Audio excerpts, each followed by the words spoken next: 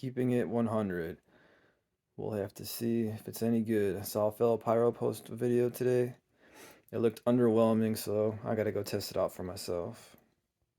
Alright guys, here we go, keeping it 100, and the tubes are like 3/4 of the way filled up. You probably can't see in there, but here we go.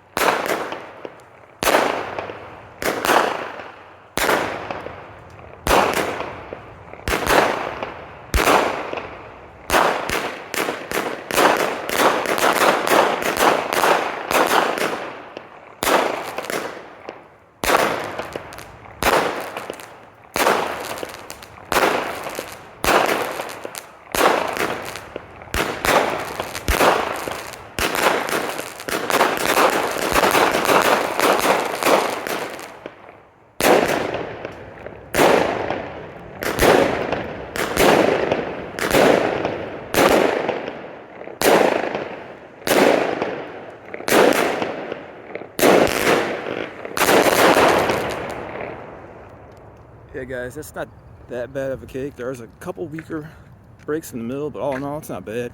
And if you heard an echo, it's because I'm by this big ass building right here. Take it easy.